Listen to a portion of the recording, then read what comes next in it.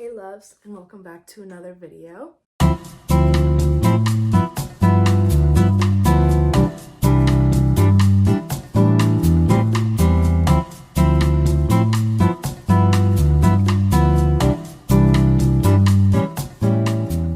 Today's video is something I think is very interesting.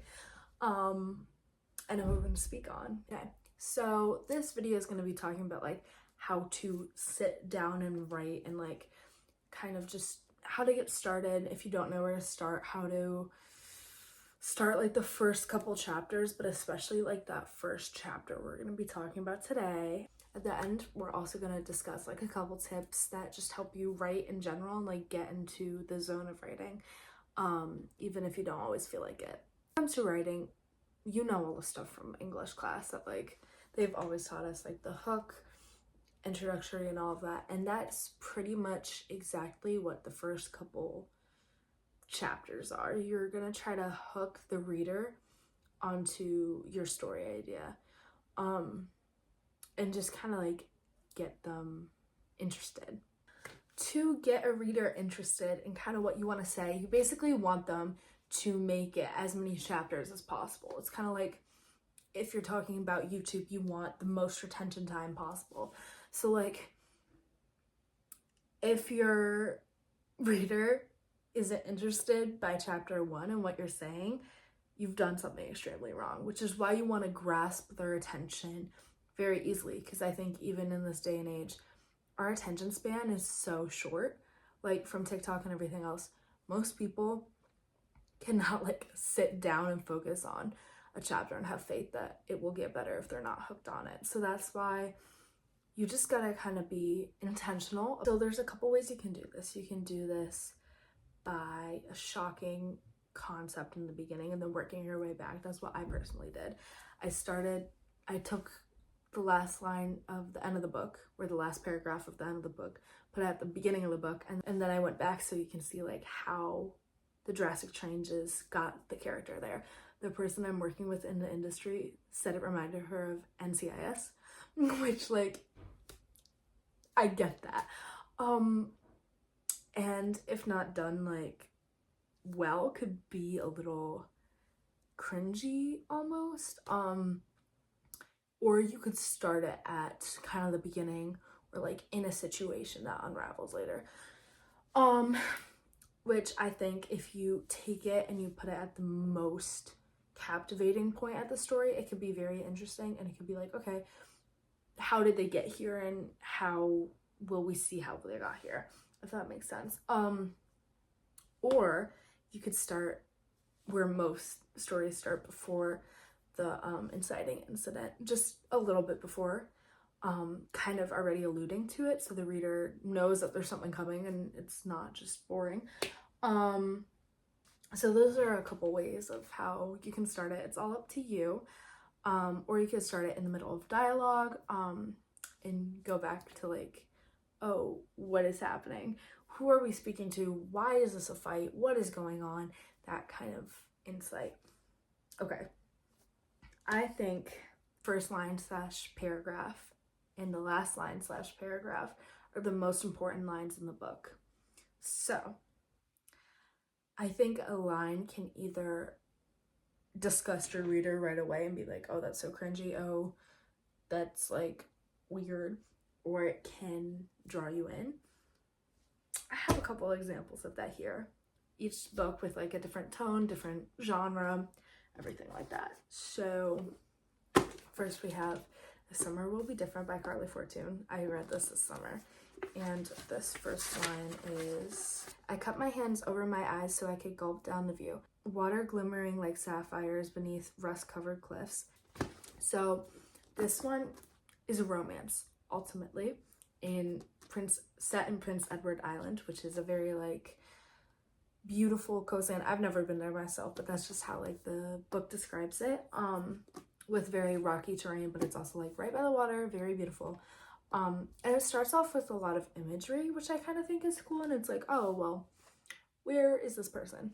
Another example is found in a bit more of a disturbing book, a bit more of a sad book called Girl in Pieces. As you can see, and as you know, most of these are my favorite books. Yeah, this is one of my faves, and this turns out to be a tragedy, definitely, about a young girl battling mental illness. So this first line starts with, like a baby harp seal, I'm all white. And then it goes on to say, my forearms are thickly bandaged, heavy as clubs. And it's all like talking about how she's getting wrapped up in the hospital. Which, like, the second paragraph is like an orphan, I came here with no clothes. Like an orphan, I was wrapped in bed sheets and left on the lawn of Regent's Hospital in the freezing sleet and snow, blood seeping through the flowered sheets.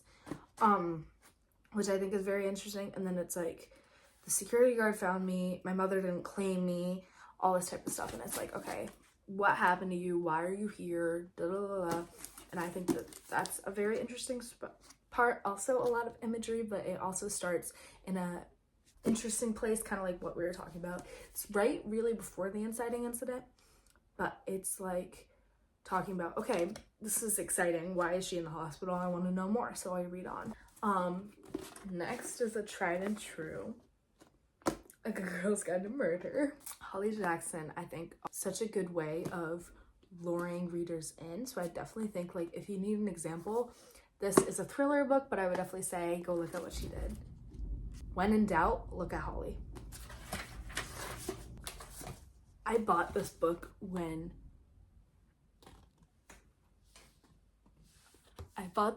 my favorite book wasn't even out yet. I just realized that. Anyways, it starts with like the project, and like what courses of area she likes, working title of the project, all that type of stuff.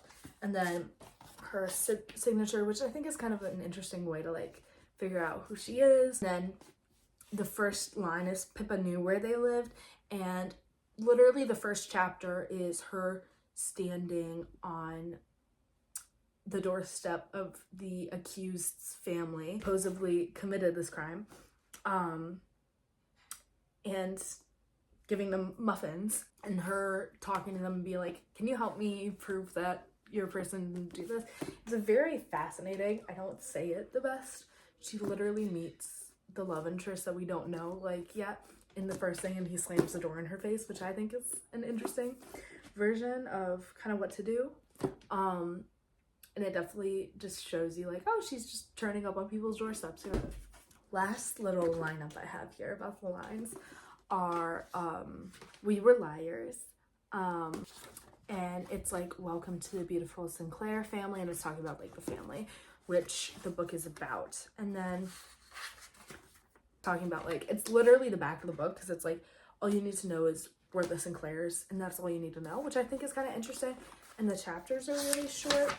And then within one of the short chapters, she has this very interesting imagery, the main character Cadence, of her dad leaving them and her relating it to a gun being shot through her heart. How the author did it, when you first read it, could interpret it as he actually shot her in the heart, which like definitely grabbed somebody's attention. And yeah, I just think that is a very interesting take on it. But yeah, those were just some of the examples of good lines. You can also always hit them with an ethical line too. I have an ethical line in my work in progress, and I just think that's always really interesting. In my other work of progress, I have the first whole paragraph relating like to Aphrodite and that type of stuff, which then like intervenes in the plot in a very interesting way. I think that this is something like I can't really just tell you guys to do, but the key things you need to have, we've talked about hook, what the chapter has to do. It has to get you into the story, the plot line. That's why a lot of people do prologues and then do the first chapter, to like give you some background information. You have to provide that background information, tell them who the character is, tell them who the side character is, where they live, what is going on, what's the conflict so far internally. It doesn't have to be the main conflict of the book, but it can show the main conflict of the book, or just a conflict that the character also wrestles with while wrestling with the main conflict.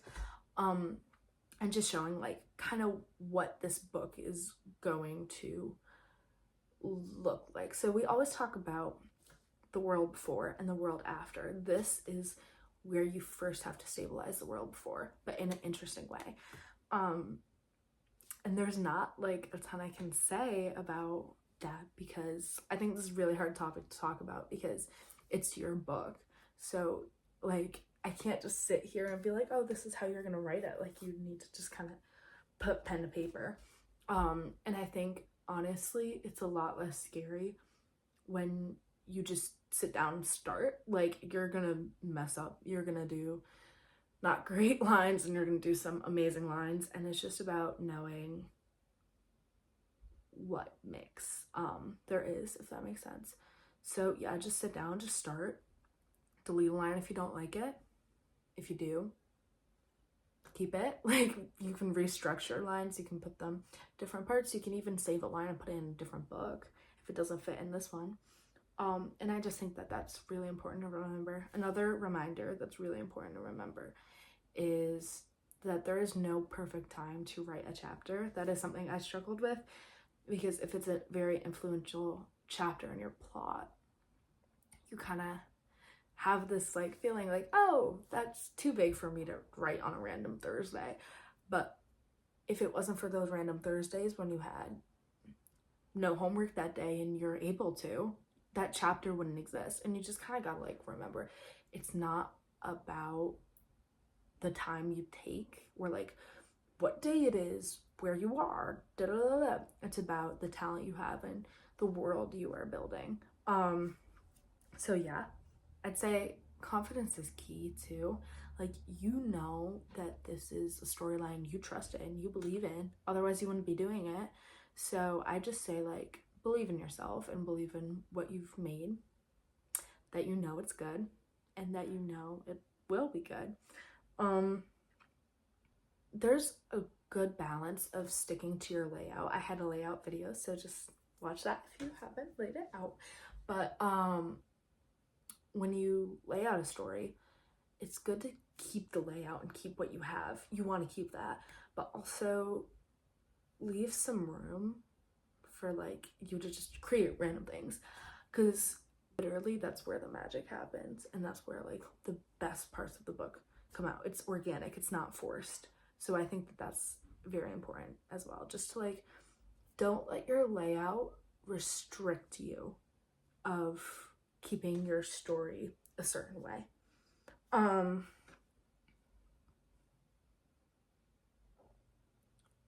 Remember, the audience doesn't know what you know. I think this is kind of like, my stomach's growling. The audience doesn't know what you know. You know everything there is to know. So explain it like you were explaining it for the first time, like you were explaining it to a parent, like to a friend, to a family member. Explain it like you're explaining it the first time, because you are to these people. And you need to understand, like, okay, do they need to know all this yet? Should some of this be kept secret for later? How much do they need to know? But also keeps them surprised, but also gives them hints on what's going to happen. Another thing is, you are invested in your craft. You're invested in this story. You have to convince them to be as invested. You have to convince them that, wait, no, I need to finish one more chapter before I put the book down. You need to show them that there is more ahead that is interesting to keep them kind of on this path. Show them the love you have for this story and these characters through your words. Show your characters in such detail, the place they are in such detail, the story in such detail, that they can't resist reading on. They can't see anything else other than your love for your craft. And just focus on what you need to do.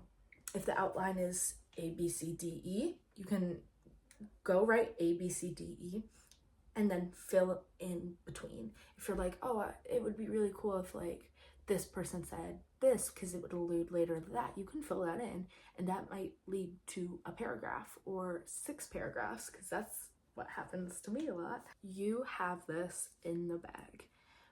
The first chapters are usually some of the hardest to write for me, because it's just like, oh, there's not a lot of plot going on, so it really exposes how much craft you have. But honestly, I think can be some of the best, so don't feel discouraged. It's not supposed to show everything. It's not supposed to show absolutely everything about the characters, because there would be nothing else if the first chapter showed everything you needed to explain in the book. I'm gonna share with you guys a couple of overall writing tips that just help you start getting words on paper, because I know that can be very hard. Know your characters and pick out a song that represents their plot line and their story and what they stand for, and play it before you write something that involves them in it, or make a playlist about your book and play it on Spotify. And just, it gets you into like this mood of like, okay, yes, that line's true, that line's true, that line's true, and it kind of like inspires. So there's this concept of where if you finish a chapter and you're like, ooh, I have more ideas, I have more creativity, you should stop, because then the next time you pick up, you have creativity and you have energy to go. When you just go, it's harder to next time be like, okay, I need to reharness that creativity. Know your character and do like writing prompts with your characters in mind. So like a couple that I just came up with are like, what would you say to the most influential person in your life if that was your last conversation with them? Who hurt you the most and why? What was the best and worst week of your life?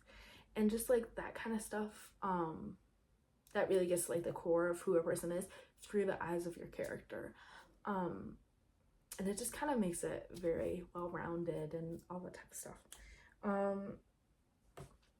And then just, you can look up other prompts, but yeah, that is it for this video. Thank you guys so much for watching. We definitely have some more videos coming, so don't worry, there will not be a video drought like there was. And I hope you guys are doing very well. If you want like a life's update video or like anything with more homeschooling or anything like that, just let me know. I love you loves, and I hope to see you soon. If you like this episode, comment, like, share, subscribe, any of that stuff, and comment a pink heart emoji if this helps. I love you guys, and